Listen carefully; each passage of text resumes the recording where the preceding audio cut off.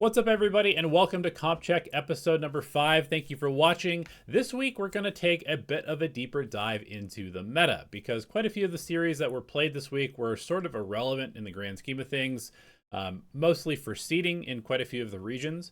And so I wanted to take a look at sort of where we are with the agent meta and a couple of thoughts that I've been having recently while watching games. And then we're going to spend the vast majority of the time talking about who is going to qualify through playoffs for Masters London. So what you have on your screen right now is the pick rates and non-mirror win rates of all of the agents in just stage 1. And as you can see globally, Neon is at an 83% pick rate. That is really absurd. That is one of the highest pick rates I've seen for any agent in any meta. We're, rapidly approaching like end of Tejo meta and chamber meta type of statistics, and like early jet when there was no other option. And so yeah, we're there. Neon is being picked by everybody in every region on almost every map. But there's a couple of interesting things that I think are worth taking a look at. If we switch over to the non-mirror win rate, you're going to see a few sort of interesting things. Phoenix, by far the most winning agent with a decent sample size. Obviously, Brimstone is above that, but Brimstone is a very niche agent, basically just being played on Bind and Fracture. So Phoenix has really kind of risen into the space that was occupied by Yoru.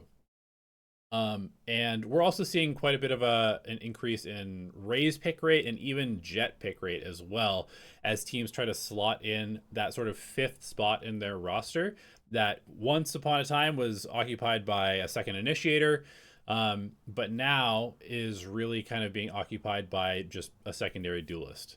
And we've actually seen a bit of a decrease in Viper pick rate for a couple of reasons. I think the first is that Viper is starting to be recognized as maybe not that strong against teams that are just diving through the choke super fast.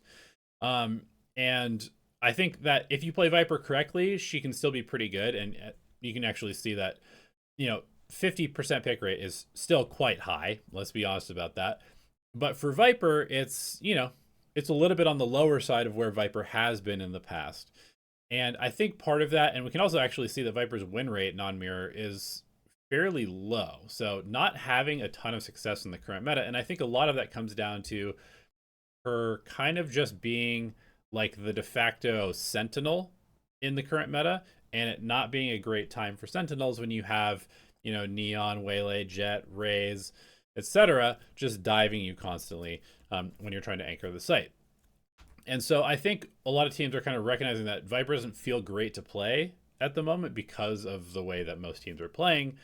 And they have, opted to switch off of Viper in favor of just kind of going all in on sending it. So that's, Omen or Astra, Brimstone, that type of thing. And also we're seeing a bit more of teams sort of using Neon's wall as a proxy for Viper's wall on the execute on a map like Breeze, for example. Teams are even switching off of Viper on Breeze just because you have this Neon wall that can actually do the entry. And then if you have, a Harbor or even just an Astra or an Omen, sometimes you can get away with that. So that's sort of like stage 1 of looking at the meta. And the other thing that I wanted to look at, and something I've been thinking about a lot recently while watching the games, is that I feel like as soon as we switched off of Yoru, there has been a bit of a lack of optimization with the op. And what I mean by that is like with Yoru, we had double duelist being a role that was filled, and we also had Yoru sort of functioning as like an anchor sentinel almost with the operator, and we also had Yoru rotating quickly with the operator and being an initiator but also being able to use the operator. And I feel like because Yoru is no longer being played, teams are kind of struggling to figure out how to implement the op back into their systems. And I think that this is actually one of the areas that I would pay attention to most as to which teams are using the op best going into playoffs and going into Masters London, because we're in a meta right now where there is not a lot of utility to deal with an op. And we're going back to Ascent as Ascent comes back into the map pool. And we have Breeze, we have Fracture, and we have Lotus. And there's lots of maps, and Haven. And there's lots of maps where the op is super strong. But now that teams are playing like Neon Phoenix a lot or Neon Rays, and Rays can be a decent opper, and even Neon can be a decent opper, but I feel like a lot of teams are kind of just like running it down constantly, both on attack and defense, instead of actually utilizing the op. And you'll see the teams that do use the op a lot, especially the ones that are kind of maybe implementing Jet in their comps now. They have a lot of opportunities at the beginning of rounds to just take a quick peek, get a pick, and dash away to safety. And when that happens, the double duelist really starts to fall apart, because a lot of the times the tempo of how games are played is that with the double duelist, there's sort of like 2 or 3 styles that people will play. The first is that they will just have 5 or sometimes 4-1, but usually it's just a 5-0, and they just pick a site and they just hit the site, especially on bigger maps like Breeze and Haven. I would say like maybe on Haven, the split is like maybe 40% A default, maybe 15% C/mid default, and then the rest of it is just sending it on C. And like you have a very similar pattern on a lot of maps where you've got a bit of sort of like hold and wait, and then contact up, and then pop, and then the rest of the time is just running it down and kind of like flipping a coin. Do they have a stack here? If not, we take the site. Even if they do have a stack here, we probably take the site because there's 5 of us and we have double duelist. And so when you play like that, there isn't a lot of like figuring out where the op is, which allows the op to just kind of like take a line, instantly get a pick, and run away. And even on situations where there's like 5 people stacked up, a lot of times the op, especially if you are playing like the Jet or even a Raze, you can just quickly peek out, get a pick, and then get away to safety. And so I've really been noticing that the teams that are playing more with the op and prioritizing getting the op up early, on defense especially, seem to be having almost like outsized impact because of how the current like game tempo is structured. And another thing that I think is kind of important is that the teams that are playing the Neon Phoenix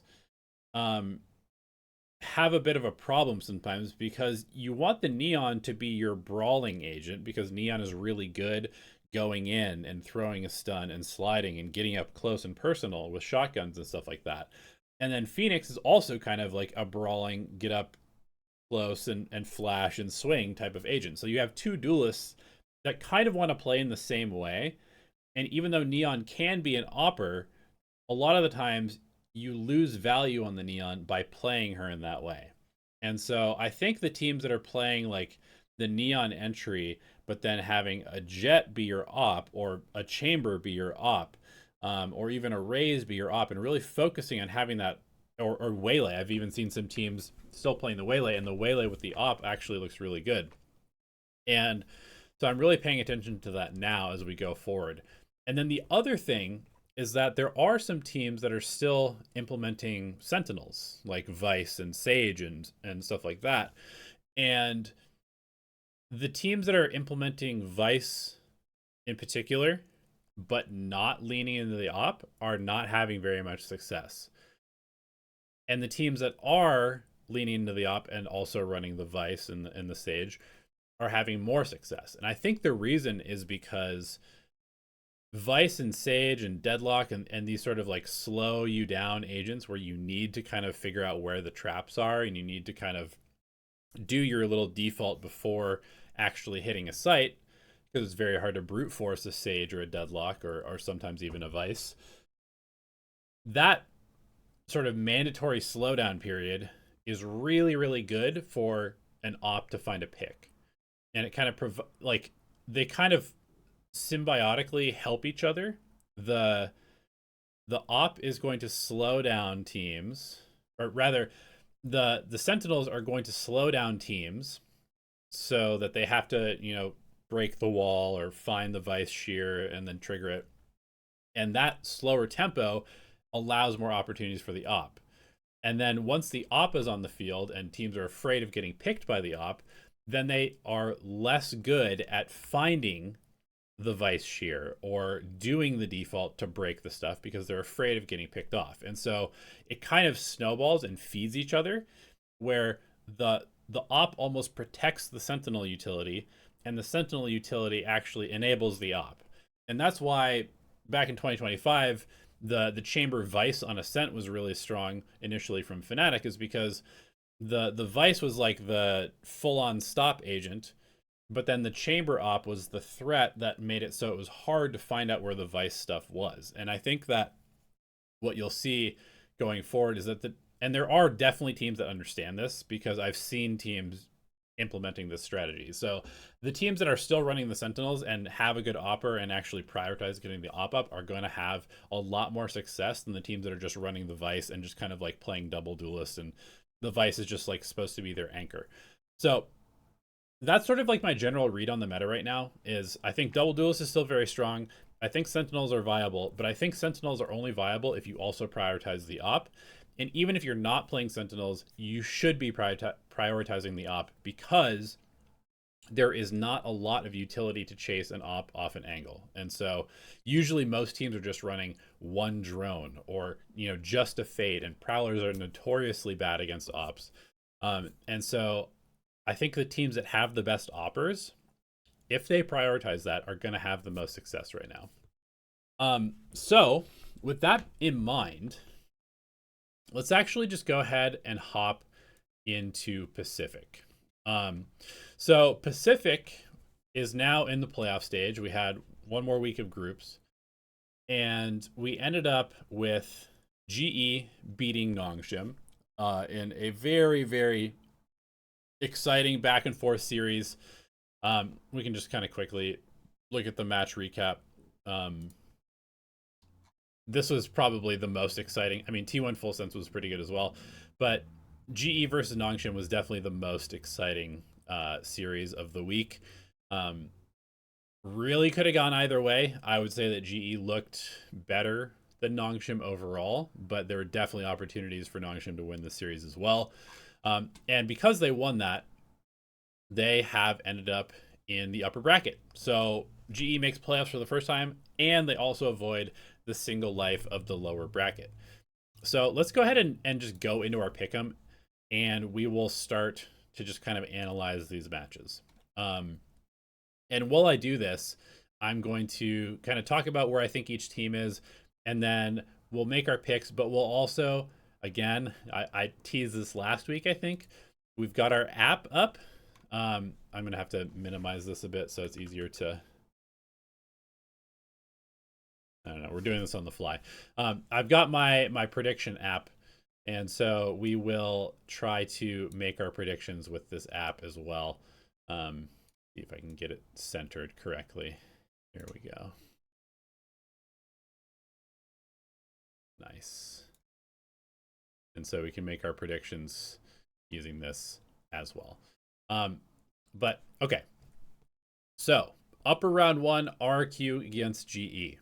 Now, RQ for me is a team that I was fairly hesitant about. I think that they have done kind of just like a standard RQ group stage where they look good against the bad teams, they look solid against the good teams, and then occasionally they get blown out by like a really good team. And that's basically what happened, is that, they beat the teams they're supposed to beat. They had a close series against Full Sense. I think they kind of won the Full Sense series based off of their experience and just better structure, and good ante. And then they lost to T1, who I think is probably just a better team overall. And so I think RQ is really in that space where... Actually, do I have my power rankings? Let me see. I have RQ at 4th right now in my power rankings, but realistically, I feel like all of the teams Pacific from 3rd down to 8th have a chance of making it to Masters London. I feel like Paper X and T1 are kind of locks to me, and then the rest of the playoffs are all capable of making it. And I think the RQ is probably one of the more favored teams to make it. But I don't have full confidence that they will. Now, GE is an interesting one, and I predicted that they would beat Nongshim, because I feel like this is a team that really struggles with pressure. That when they are confident in what they're doing, they're quite good. And that is an interesting spot to be going into the playoffs, because I think that in some sense they should crumble under the pressure to RQ, but also knowing that they have an extra life and knowing that they are going against a team that is coached by the assistant coach of your head coach. So the head coach knows a lot of how they play. And also, this is no shade to RQ, but for me last year when I was coaching, I found RQ to be one of the more readable teams because I feel like they have a very specific system and structure in how they do things. And so there's quite a few patterns that I think are easier to pick up on them than some of the other teams in Pacific. And so I'm actually at a place right now where I think I'm going to pick global in this game. I think this is very much like it might even be like 55-45 RQ favored.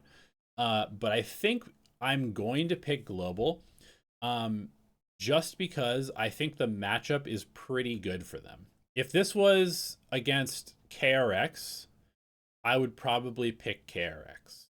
If this was against Full Sense, I might even still pick Full Sense. But I think against RQ, I'm going to pick global. And before we lock that in, I'm going to go ahead and do my prediction. So we've got our predictor app. I'm including kickoff at half the weight. I'm not including Santiago because that's against international competition. It's kind of a different vibe. So this is kickoff at half weight, Pacific Stage 1 full weight. And we've got our correct map pool in with Ascent, Fracture, Lotus, Pearl, Breeze, Haven, and Split. Let's go ahead and put in GE, and let's put in RQ. And we have GE edging out the series based on our predictor app. So if I think GE is going to win and the predictor app thinks they're going to win, let's go ahead and lock that one in. It's going to be close. I would not be surprised if RQ wins this, but we're going to go ahead and send it with GE. Okay, going on to KRX and Full Sense. This is another very interesting matchup because I think we have two teams that are maybe a little bit overrated going through the group stage.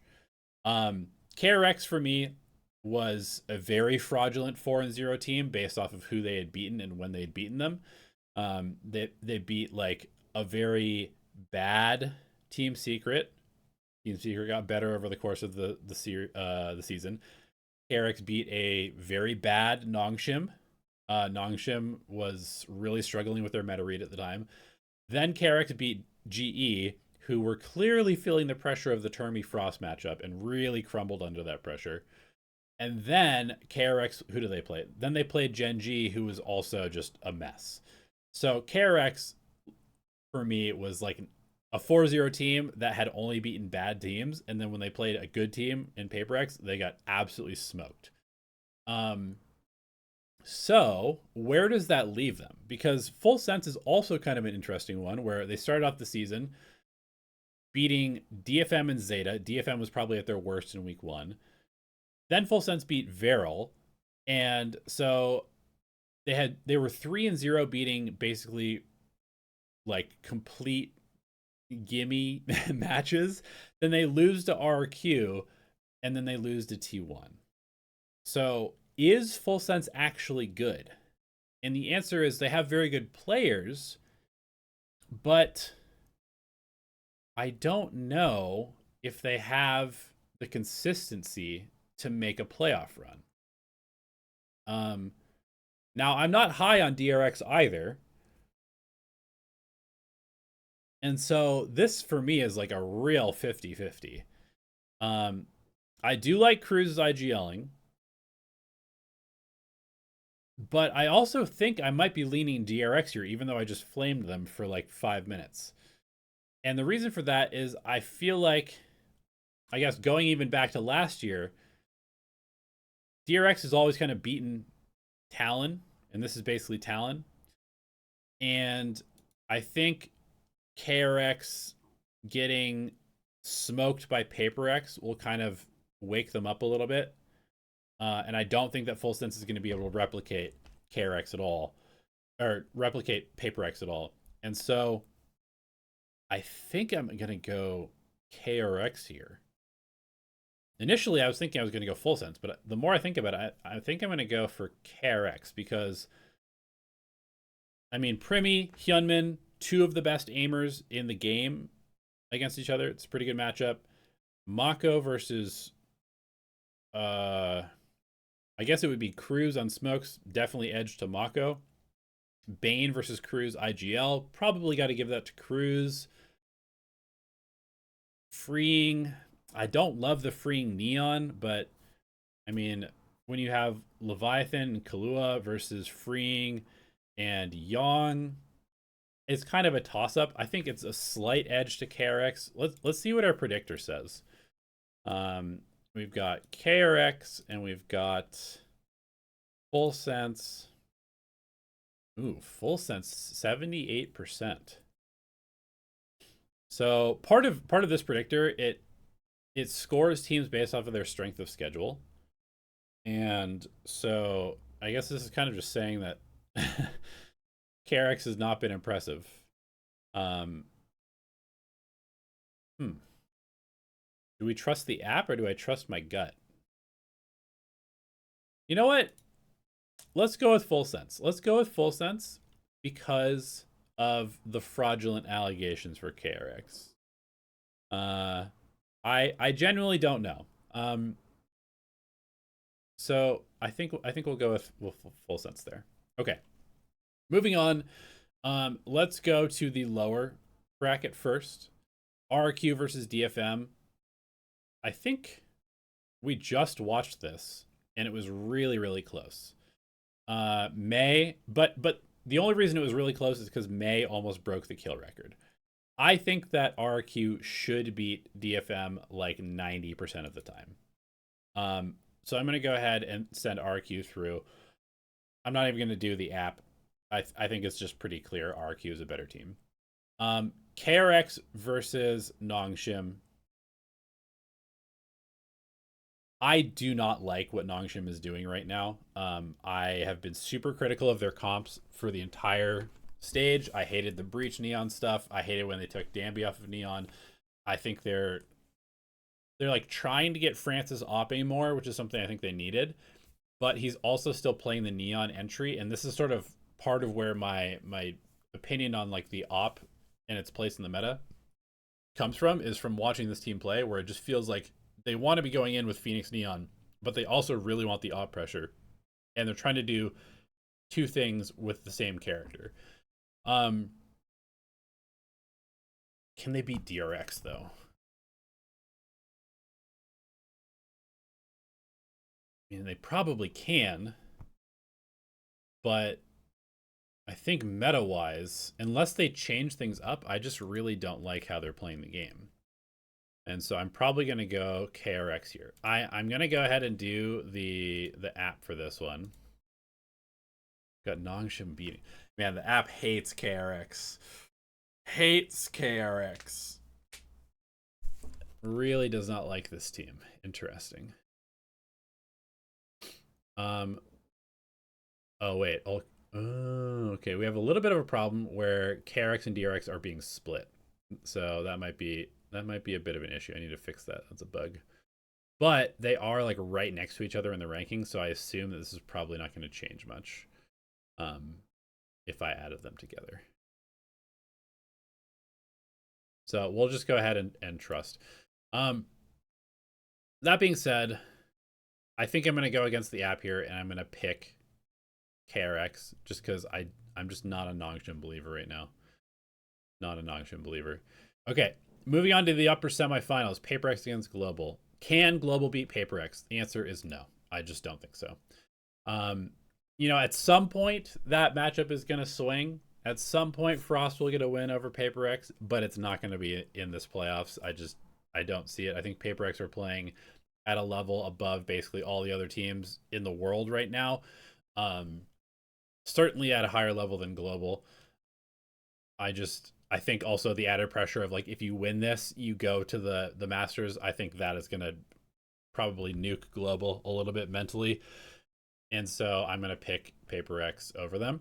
T1 against Full Sense. This one is pretty interesting because we already saw it. T1 won fairly easily, and I think they will probably do so again. We'll go ahead and just, send it through the app just to verify, but I'm pretty confident that T1 is going to beat Full Sense. Yeah, so is the app, 91%. Okay. These are my top two teams. I think both of them make London. Full Sense against RQ. Jovi against Cruz. A very interesting matchup that we have, again, already seen. And RQ won this one earlier on. So will they win it again? Let me remind myself, actually, of how this one went. Oops. RQ Full Sense was... Okay, that's right. It was close, and then Full Sense had a chance to 2-0, and then they kind of fell apart on Haven. RQ won some really nice clutch rounds, and then it looked like Full Sense's mental kind of boomed, and they got wrecked on Fracture. Okay, that's kind of an interesting context. Full Sense coming off a loss. I mean, kind of want to just lean RQ at that point because of similar vibes. This, of course, says Full Sense will win.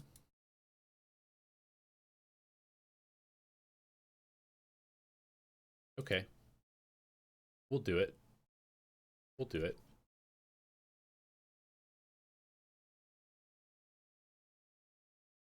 There's some like weird dynamics in this. There's some weird dynamics in this playoffs because of this Frost Cruz Jovi sort of triangle, in fact, like affecting everything, and then also Frost Termi, which is what we're gonna get to next. Global versus KRX is the other matchup if we go this way, and I mean, Termi wrecked Global in the first matchup. Will it happen again? It's hard to say. It's really hard to say. What does the app say about this one? And again, this is going to be a little bit mixed up because we don't have DRX put together. This says GE will win. What about if it's DRX against G? This also says GE will win. Okay. You know what? Frost gets his revenge. Knocks Termi out of playoffs. I could definitely see this happening. Like, I do think that... I think the only thing that's really stopping GE from having success right now is themselves. Because I think their players are good, and I think that they have some pretty good ideas. I think they do tend to overcook quite a bit, and I think their attack sides in particular have been very poor. Almost, it's been a little reminiscent of some of the stuff that I've seen from the team last year. I think part of it is maybe too many cooks in the kitchen sometimes on attack, maybe a little bit too much microing on attack, a little bit overthinking. Javi's a little bit of a newer IGL in tier 1, and so there's a tendency to kind of make some overthinking mistakes there. So Global makes top 4 in this scenario. PaperX against T1 is also a very interesting one. Munchkin has had PaperX's number for a long time. And I kind of like how T1 is playing the game right now. I'm very tempted to pick T1, and I'm going to go ahead and run the sim here as well for this. And this says T1 is going to win. It's kind of hard for me to break this narrative right now where Munchkin just kind of owns PaperX. And I feel like out of all the teams Pacific, T1 is probably the least likely to get run over by PaperX because their player quality is so high and their ideas are good. And so I'm going to go T1 to beat PaperX. Global against Full Sense. I mean, Cruise against Frost. Firepower-wise, slight edge to Full Sense, I think. But man, that narrative of the coach or like the student against the master, part of me thinks that it should just be like a soul read from Global. They should have a really good idea of how Full Sense is going to play the game, and that should make it pretty easy to play against them. But that extra pressure, man, the extra pressure is really throwing me for a loop because I have not seen GE look great under pressure this year. And I think, again, it's gonna kill global fans who are watching this. But I think they probably are gonna stumble. I don't see this team making it to Masters London, unfortunately. I think they need a little bit more time and they need a couple more losses in big games before they're gonna actually lock in and make it. The app says Full Sense. I think I tend to agree. I think PaperX beats Full Sense, and then in the grand finals, I mean, run it back. I don't know. Maybe we just have T1 beating PaperX again with the map ban. I think that would make sense. Okay, so this is going to be my bracket. We're going to send T1, Full Sense, and PaperX to Masters London. Heartbreak for GE, but at least they have the consolation prize of beating Termi. Go ahead and lock those in.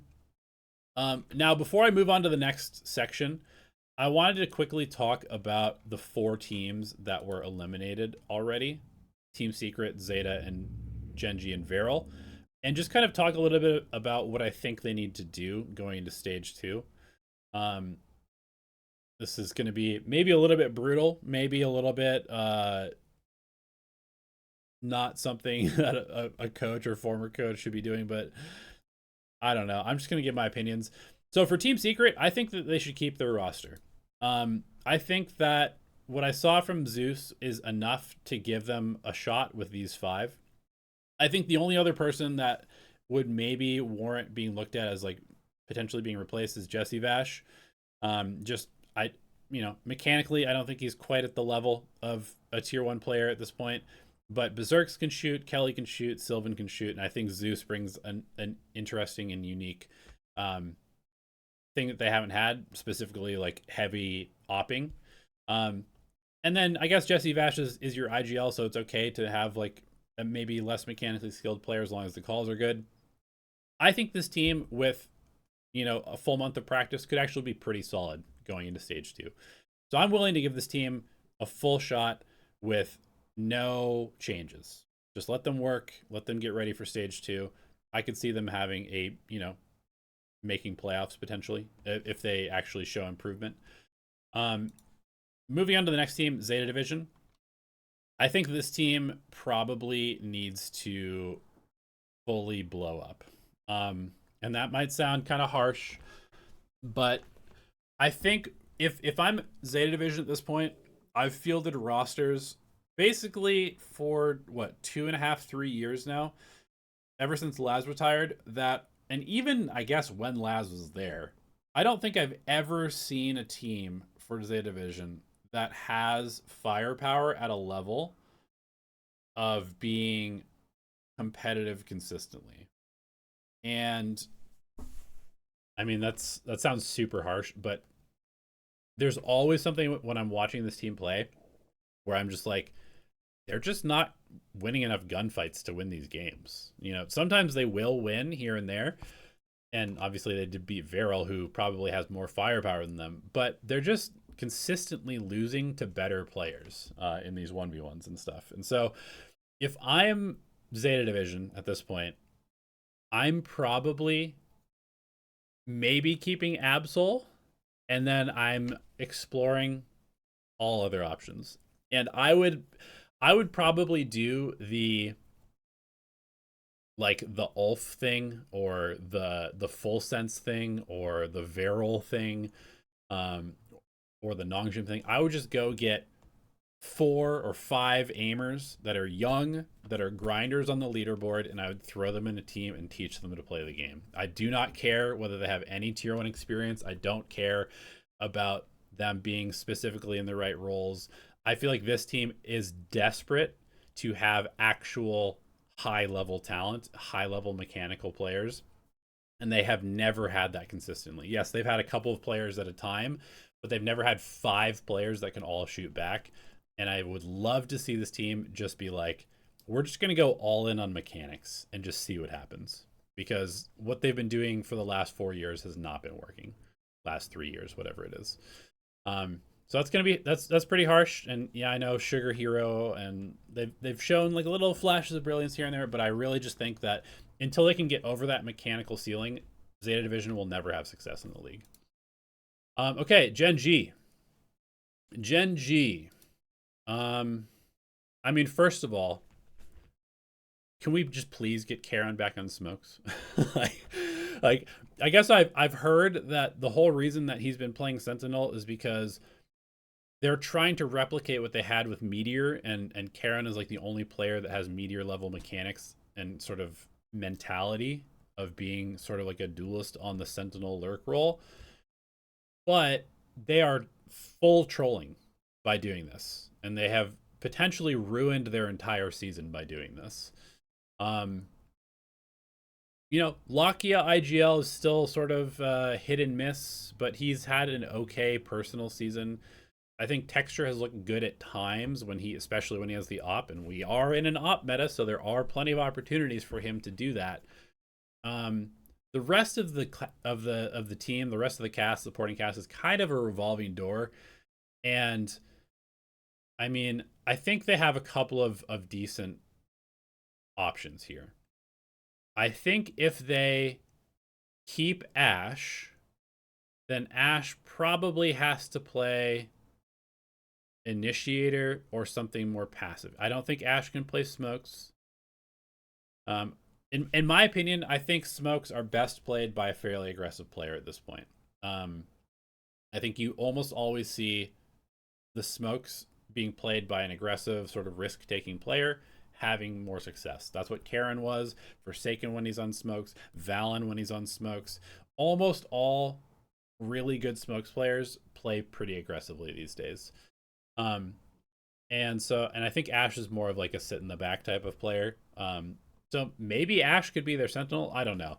If I'm Gen G, I'm keeping Karen and keeping Texture. I'm considering everybody else as potential replacements. I would even look at potentially, you know, I heard King, former DRX player, former Sentinel player, out of military service. Maybe you look at him. I would look at Yeoman, the assistant coach of Nongshim, potentially as replacing Lakia. He's already been on the team, but was not able to IGL because Munchkin was there. I think that maybe having more IGLing leadership could also be good for this team. I would the problem with Korea right now is that because there's 4 tier 1 teams and 3 of them have academy teams, the level of tier 2 talent in Korea is probably the lowest out of like any of the sub regions, because they've all been picked through. Like all of the best players have already been picked up and put on teams or academy teams. And so right now, looking at just tier 2 to try and find replacements is really hard. I mean, honestly, I would definitely be looking at maybe trying to poach a player from Veryl, you know? This team definitely is not going to do anything if they keep their current roster. And I think you have some good pieces, but also I gotta say, like, they need to potentially re-examine their entire approach to the game as well, because it's not working, and it hasn't been working for a while. If we just look at, like, this is not, you know, 2024. This is when they were the guys, and it's just been pretty much downhill from there. So they definitely need to re-examine like their entire system right now. Okay, Varel. I mean, what is there to say? They're a tier 2 team that has not adapted well to tier 1. They played a very loose, very chaotic, very crazy style. They have a bunch of aimers. They don't have great structure. They're young, they're inexperienced. Honestly, if I'm Varel, I'm definitely looking at potentially selling some of my players to Gen G or, whoever is shopping for talent, and I'm just accepting that this is sort of like a one-off year, to be honest. You could also just keep the team together and just run it back and then hope that the next meta fits you. But realistically, I feel like this is a team that is like a multi-year project if they were to ever do anything in the league. This is also going to sound kind of harsh. I did not think that they were good coming into the league. I thought that they were maybe like the third best Korean team, and they qualified. So I don't know. I guess results are kind of as expected for me. But yeah, I don't really think that there's any saving this team, unfortunately. Oh, actually, one thing I will say, I think that this team is another good potential option for bringing in somebody like a Yeoman, or like an older Korean player that has experience, like a Persia. Bring in one of these sort of like really experienced older Korean players that has been around the scene and knows everybody and has a good understanding of the game, and just surround that older player with a bunch of young talent, and then maybe that extra leadership will help them. That is the one thing I could see them doing that I think would maybe sort of level them up quickly, is just having a bit more experience on the roster. And so you've got Persia, who's a free agent. You've got Yeoman, who I know wants to play but is an assistant coach. You've got, I mean, maybe King. I don't really know how much his experience is.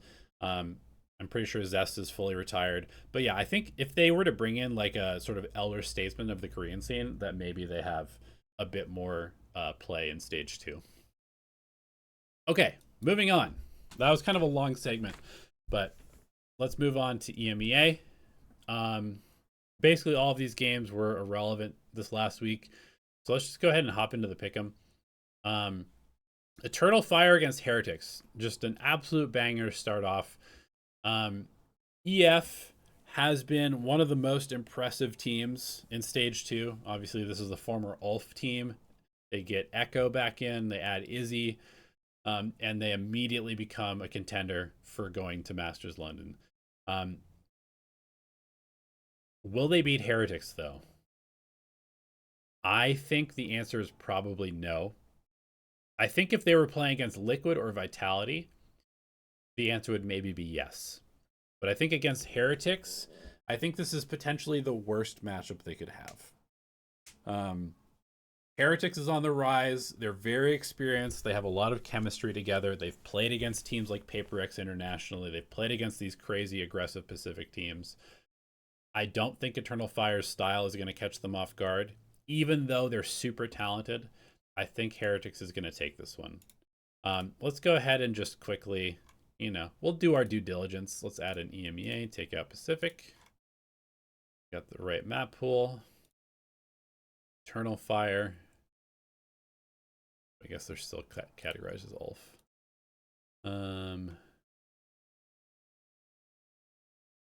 I think this might also be a little bit bugged. Eternal Fire. Yeah. EF is not in here. Okay, never mind. Screw the app for this one. I think Heretics is going to win this. Okay, Liquid against Vitality. This one is pretty interesting. Vitality squeaks in. Liquid has looked pretty good, pretty comfortable, pretty consistent. Yampy against his former team. To me, I just don't think that Vitality is going to level up in time. Of course, skill-wise, they're really, really good. But Vitality they've been rough. And they looked a bit better in their last week, but they were still a little rough. They still almost could have potentially lost to Pacific, even though they did 13-0 them on the last map, but they could have lost. I think I'm going to go Liquid here. Let's see what the app says. We've got TL against Vitality. Vitality wins.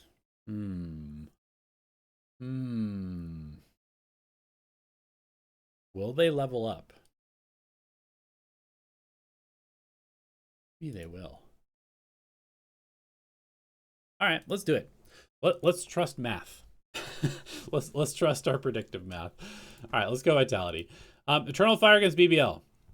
Ooh, this is a super interesting one because I think we already saw this. Yeah, Eternal Fire won this in the regular season. I feel like BBL has started to find themselves a little bit, so they're definitely not quite as rough as they were earlier on. I still feel like Eternal Fire is a bit of a better team, but ooh, I think I'm gonna give this one to BBL on experience, as weird as that is, because they've already been through the gauntlet and experienced a bunch of failures. Eternal Fire getting knocked down to the lower bracket, knowing they have one life left. I think I'm going to give this to BBL, as weird as that might be. Okay, Liquid against Gentlemates. I think Liquid is just better. I think skill-wise, they're just higher level than Gentlemates right now. Unless Martine goes absolutely nuts, Liquid should win this match. Foot against Heretics. Again, I think really, really, really bad matchup for Foot. I think Foot and Eternal Fire are kind of two peas in the same pod. They both play, very aim-heavy styles. I think Foot is probably more structured than Eternal Fire. They do a little bit more contact popping. They do a little bit more sort of like team-based macro, whereas Eternal Fire is a little bit more crazy. Like, you take this lane, you take this lane, you make a lurk play all at the same time. But either way, I think if Heretics is leveling up like I think they are leveling up, I do not think either of these teams really has a chance against them. Will Heretics keep their form? It's hard to say, but I think I'm going to go with Heretics here. Fnatic against Vitality. If Vitality can beat Liquid, no. Fnatic is going to win this. Okay. Then we get some interesting matchups in the lower bracket too. Vitality against BBL. Did they play already? Can't remember. No, they did not. I think that this is a pretty bad matchup for BBL. I feel like Vitality is a team that should be fine just brawling with BBL. This says that BBL is going to wreck them.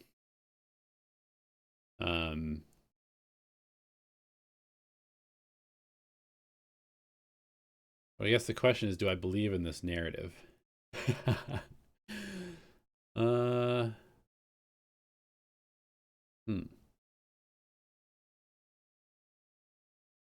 mean, I don't know. I'm not super high. I mean, I might have trolled this by picking Vitality over Liquid, to be honest.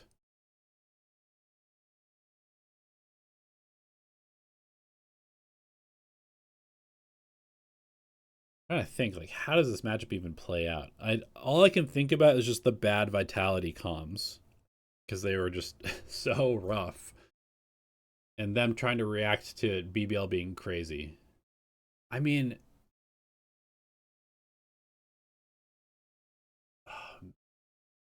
maybe we just do this instead. No, we'll go Yampy revenge game. Not really revenge. We'll go Yampy beating Vitality.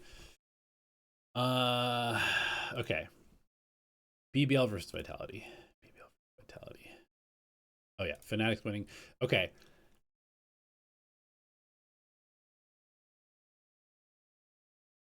I don't think BBL is good either, is the problem. Both of these teams have problems.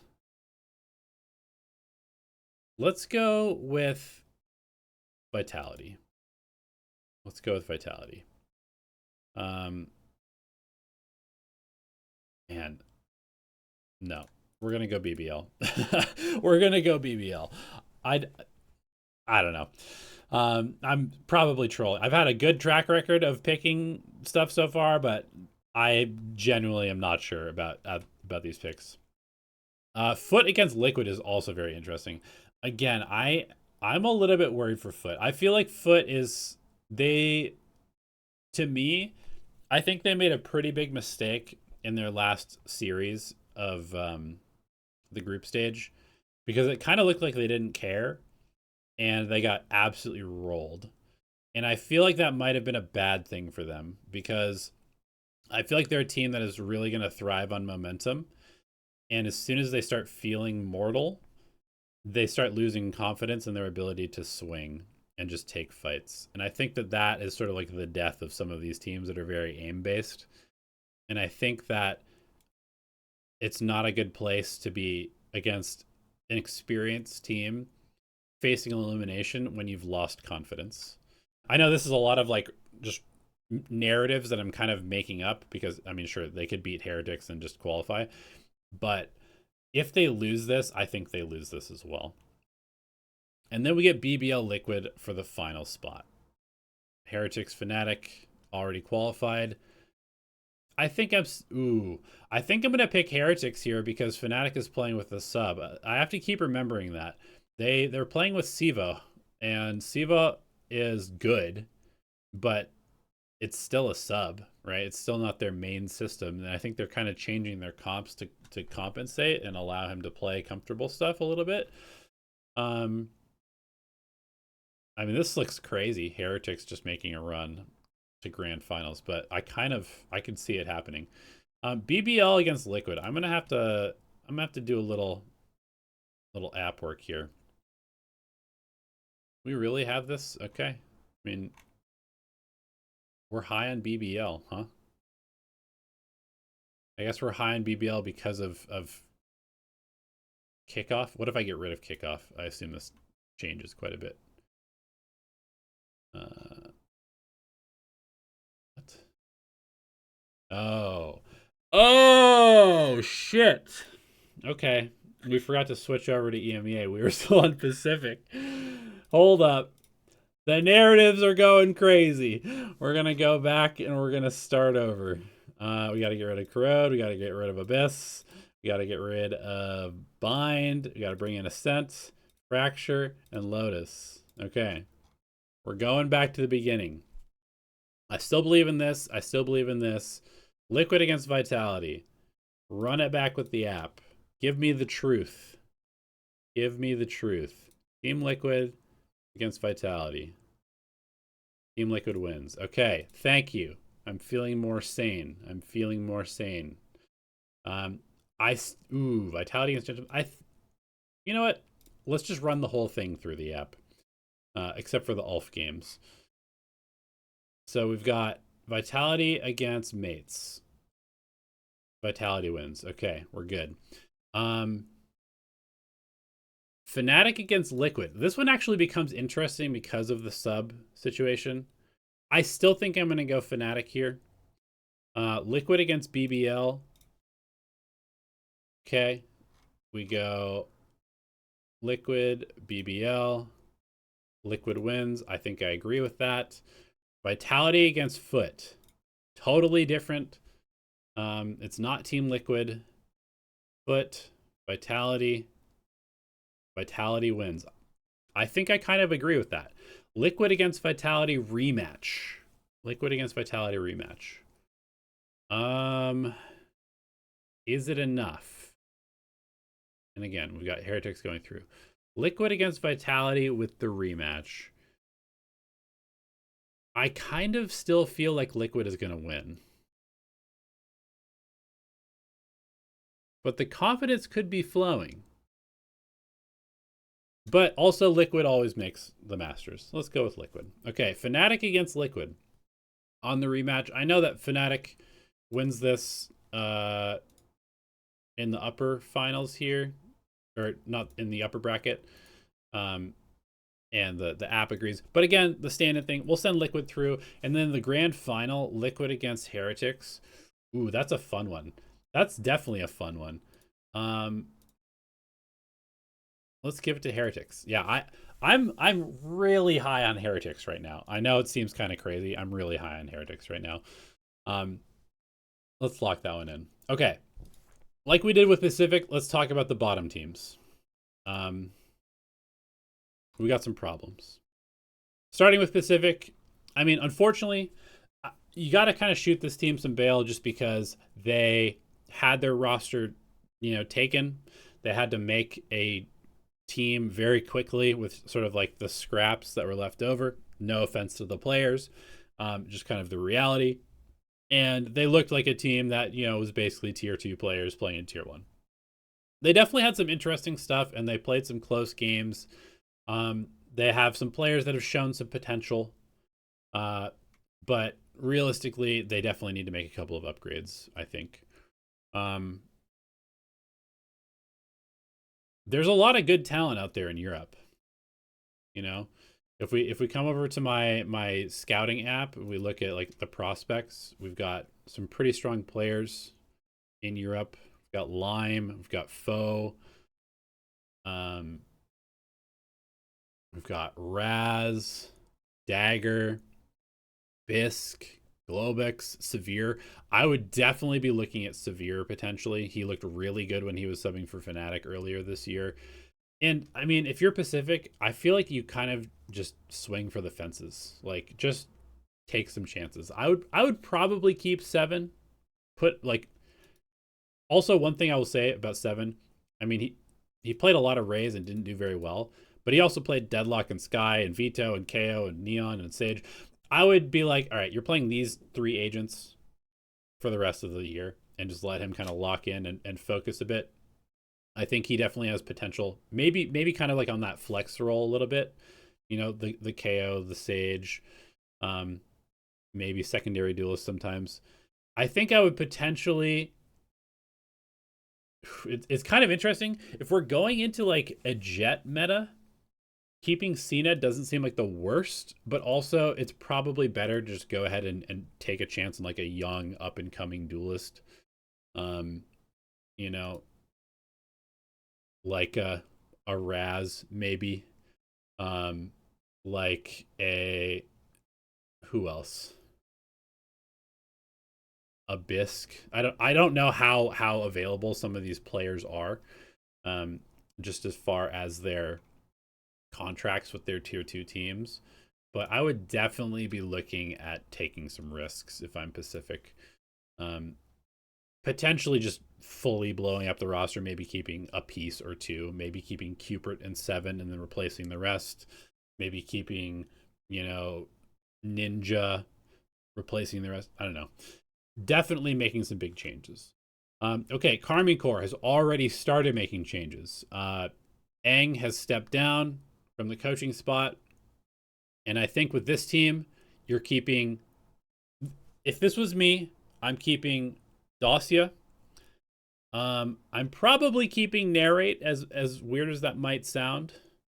But I think he's very talented. I'm keeping Dacia, I'm keeping Narrate, and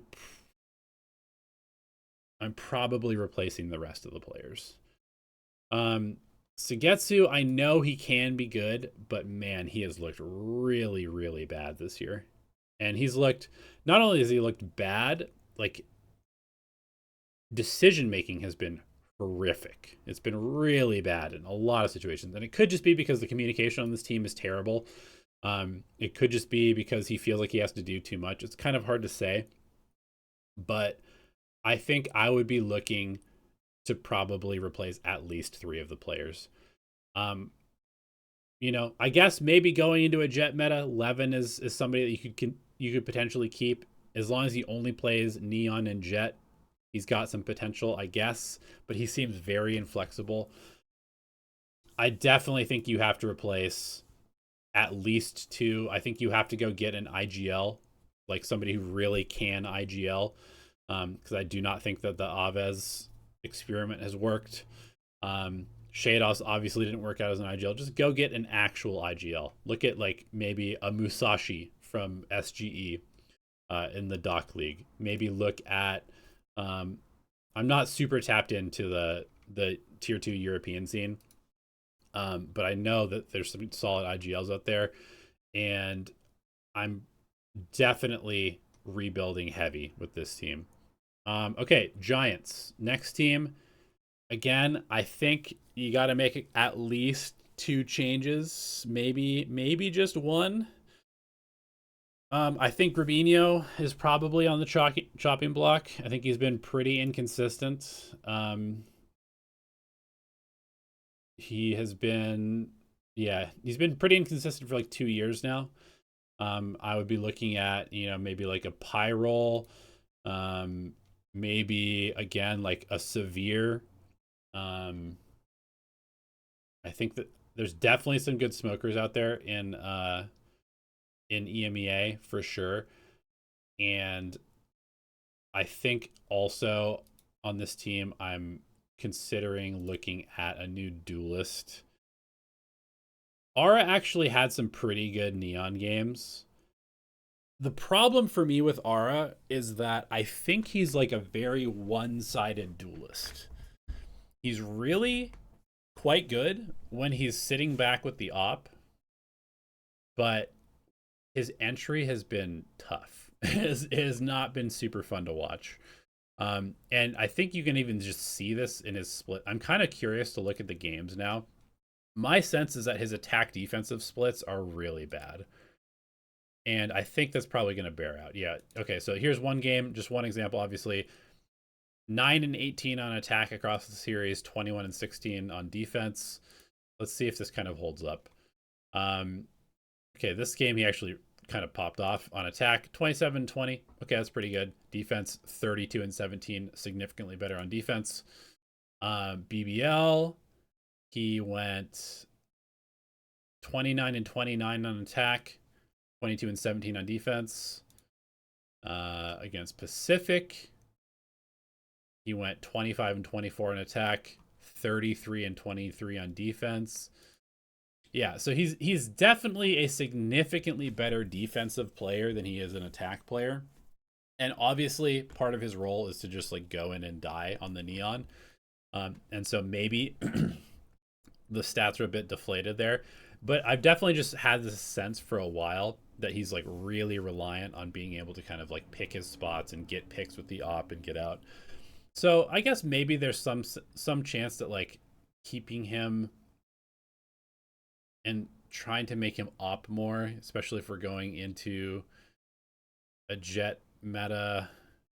But then what do you do with the rest of your players? I think one of the kind of tough things about this team is like Westside is your Sentinel. You've been forcing him onto Duelist, which I don't necessarily think is a good idea. His Phoenix has obviously been pretty solid, but Waylay is definitely not it.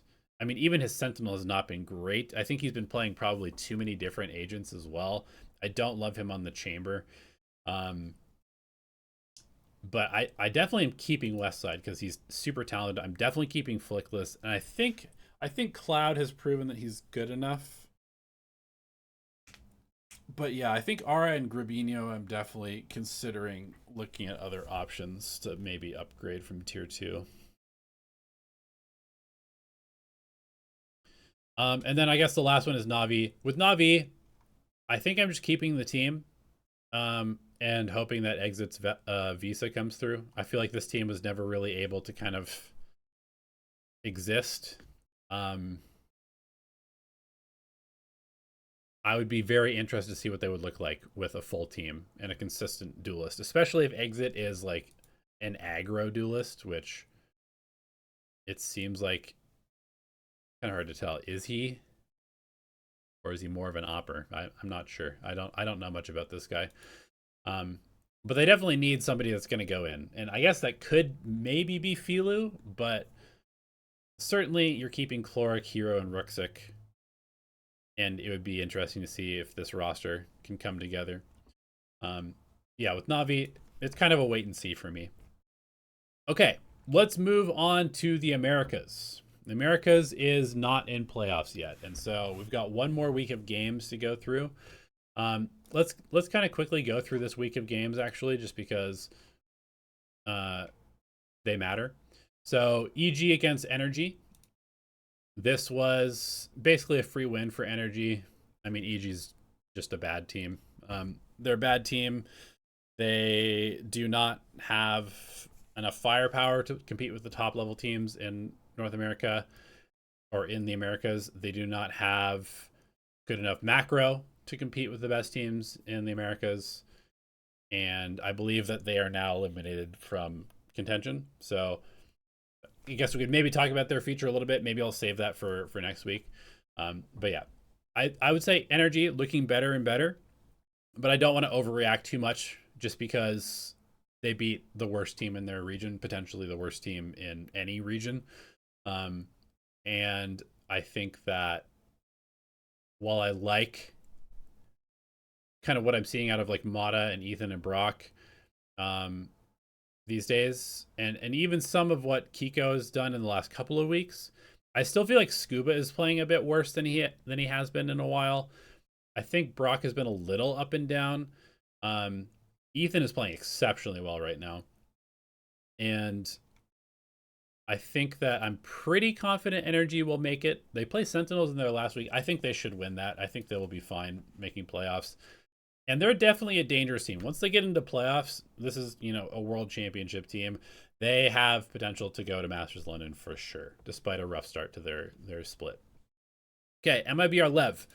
I picked MIBR in this one. I know that they looked terrible against Cloud9. It's so weird. What happened in that match? Because they looked way better than Lev in this one. The games were, they were close, but they didn't feel that close. I think especially after once MIBR started coming back on Breeze, I think it was kind of over from there. At first, it was like, oh, Lev is going to absolutely smash them. They were getting constant picks. Neon continues to impress me. I think he's really starting to kind of be like potential rookie of the year candidate. It's like between him and X-Ross for me right now. But he's definitely the real deal. He's really, really, really good.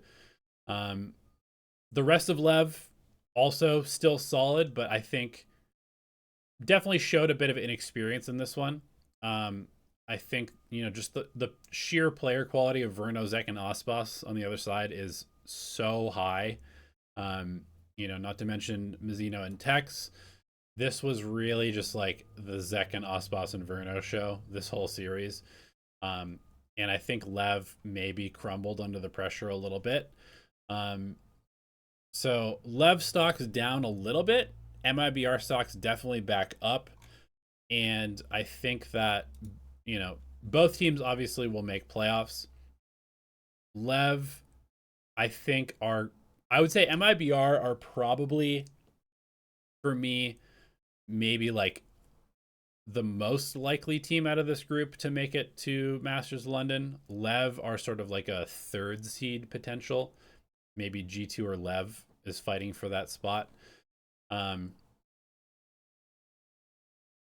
Again, if we're going into a meta where Jet is being picked a lot, that's definitely like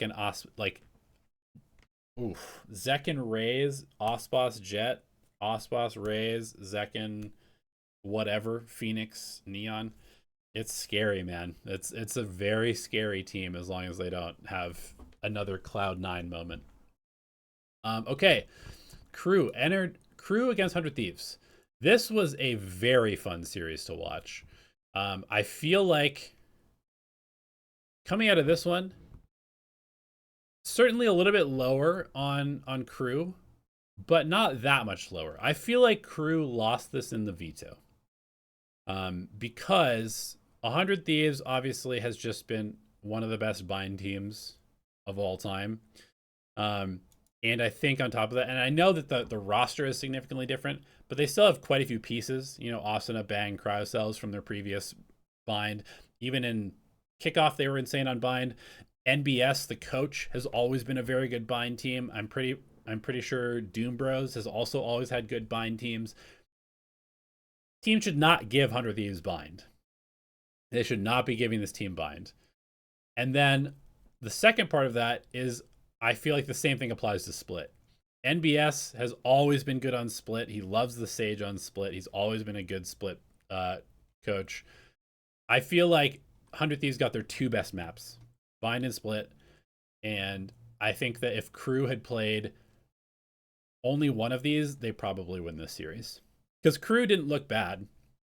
But they did look like they got pretty wrecked by the 100 Thieves like Sentinel approach. Like the way that 100 Thieves shut down Dante, shut down the neon pressure, shut down like the fast stuff from Crew was really impressive. They did a super good job shutting him down, and that really stopped the momentum from Crew. Bind was a total snowball from 100 Thieves, but Split in particular, like the way that they were using the Sage, the way that they were really just stopping the neon in his tracks when he was trying to entry onto the sites was incredibly good. So I think that 100 Thieves is definitely good, but I definitely think that Crew is also very good, and they got kind of wrecked in the veto. So I'm not super down on them. This is also another one of those games that really made me start thinking about like the op and how it works with Sentinels in the meta. I think like the Sage with Timo or Cryo opping. I feel like did Cryo op? I feel like he did contact op in this a bit. Regardless, I feel like the way that 100 Thieves is using the Sentinels is really good right now in the Neon meta. Okay, let's go to Furia versus Sentinels. And I think this one, you know, Sentinels has showed that I think for me, this series made me appreciate both teams actually. I feel like this showed me just how good Furia is as a team. Like their teamwork is really good. Their plans are very good. There's some really good listen-ins. Their communication is very good. Artson has been incredibly impressive this year, playing like 10 different agents across the season so far. Okay, only 6 in the last 60 days, but still even more if we include kickoff. But while calling, I mean, this team is very impressive. I was a little bit worried that they would fall off after Santiago because I wasn't sure like how real their run was, but they've maintained a super high level, and I think that they are just a very solid team. They're kind of like I would almost say that they are like a DRX style team where their structure is good, their teamwork is good, their plans are good, and they have good shooters, and so they are consistently going to be in the hunt to go to Masters. They might not always make it, and they might sometimes get outshot by like the super high ceiling teams, but they're always a threat to beat everybody, and they're always a threat to go to international tournaments. For Sentinels, I think it's a little bit of just like, you know, they're just a team that's still building. Kind of to be expected. Redux had a bit of a regression in terms of his performance. Jerwin looked better, looked a little bit more comfortable. But yeah, they're just a team they're still building. They need some more time. I'm not going to write them off. They'll probably make playoffs. They have 0 chance of going to London, I think.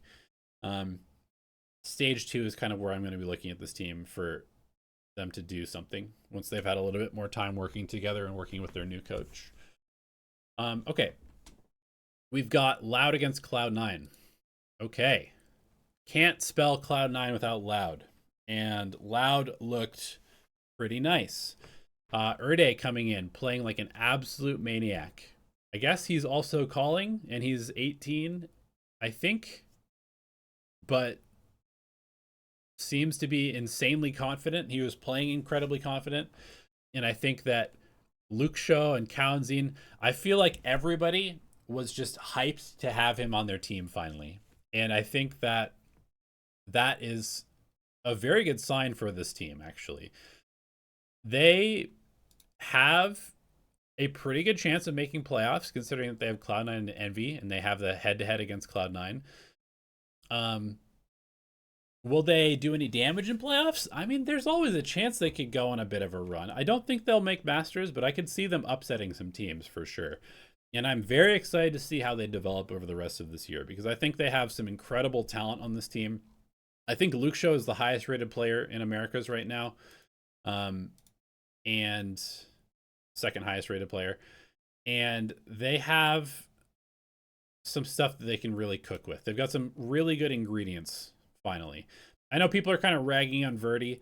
It is possible that maybe they need to make one more change, but I think they could potentially do something with this roster. And so they're kind of like in that team secret vibe where they've been playing without the correct roster all year, and now they finally have the roster. Let them cook a little bit. On the other side, Cloud9, I mean, shout out to Vic carrying this team, even though he's been cut or has decided to leave, whatever the languages that they're using. Yeah. Jack looked pretty good in his first series. Definitely made some mistakes, but looked solid. Had some nice little, hero moments there, here and there. But for Cloud9, I don't get it. Is Zeppa really a better secondary duelist than Penny? Because I don't see it personally. I don't know, man. I'm gonna kind of hold my tongue on this one, but I don't know. They're bringing in Note next week, and Note has been a very hyped prospect in North America for a while. Can we actually find him here in the leaderboard? Let's see. Let's go. America's tier 2 controller. Where is Noted?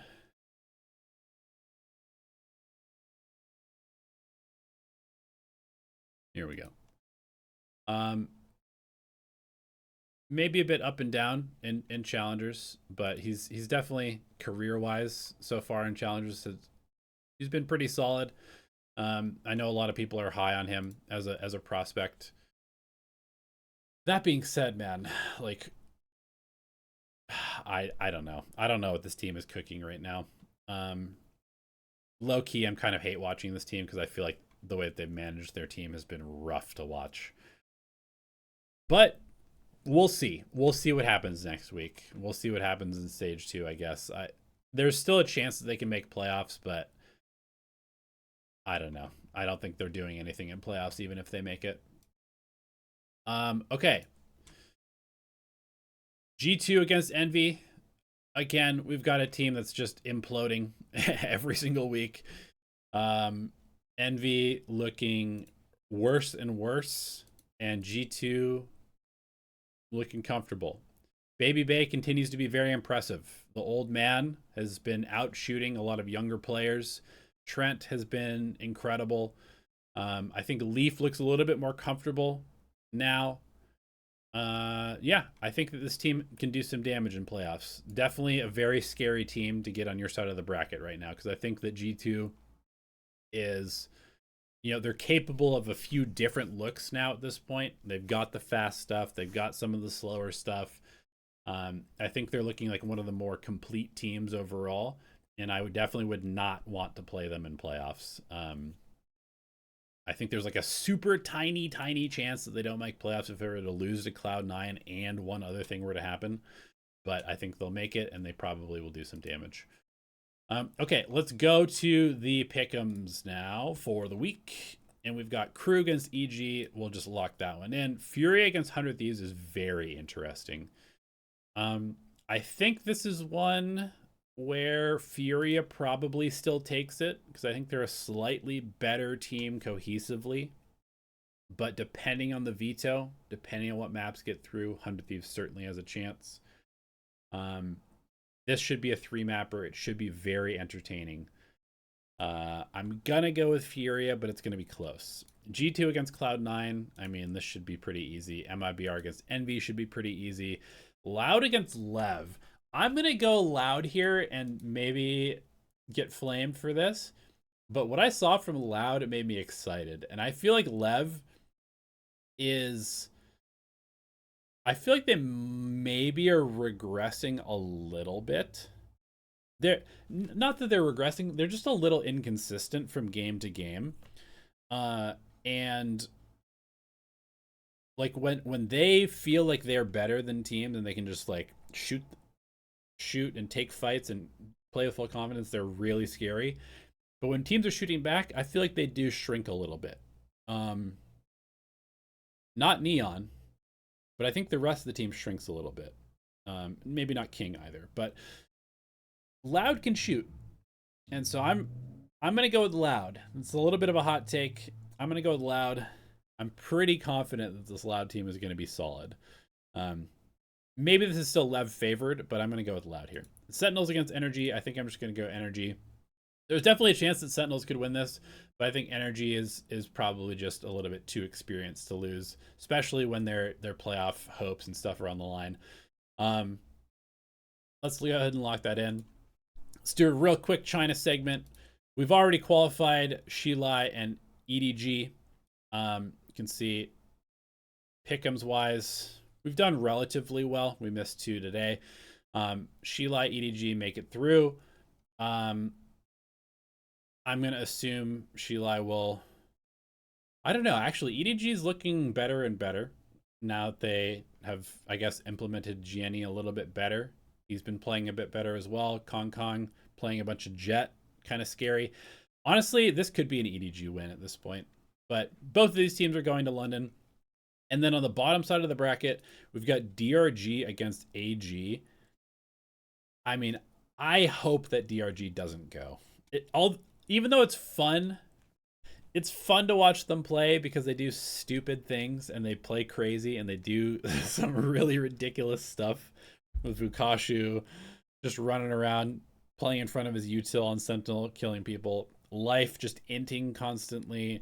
Nathan D with the weird comps, although they're playing pretty standard these days. Spirit Z1 is really good.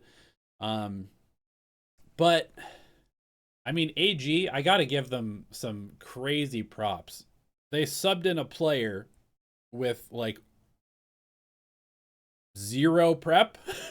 They lost to EDG, made a roster move, subbing in Bai, who maybe has been practicing with them. I'm not sure. They sub in Bai for Yuza, who had not been very good for them, and they win their next match. So insane balls on all gamers. They were pretty heavily carried by Fangear in this series against Tyloo. DRG beats JDG. JDG has been incredibly hit and miss this year. They've looked insanely good sometimes, really rough at other times. I'm kind of not surprised that after getting 13-0'd by Shilai that they lost to DRG. And so now we get AG against DRG for the last slot. This one is a very tough one to predict. I kind of feel like DRG could win this on experience, but also I think AG is slightly the better team. I think I'm going to go AG in this one. I can't actually make the predictions just because it's already locked. I think I'm going to go with AG in this one by a slight edge. So we may just be sending the same 3 teams from China, Shilai, EDG, and AG. But I do think that each version of them is probably a little bit better than the version that we sent to Santiago. So that's definitely a good thing. But will they do anything? That is another question. I was looking into just some general notes about XLG. I was curious. And I just have to share this with you guys before I end the video, which is that this is XLG at international tournaments. They are the worst team at international tournaments since 2025. By far. They are 2-13 in terms of their maps. 2-13. They're the best team domestically in China and have been consistently. But they are winning 38% of their rounds at internationals. So I don't know what's going on between domestic and internationals, but I really hope they show up this time because it's getting super, super rough to watch them dominate domestically and then get dominated when it matters. See you next week. Thanks for watching.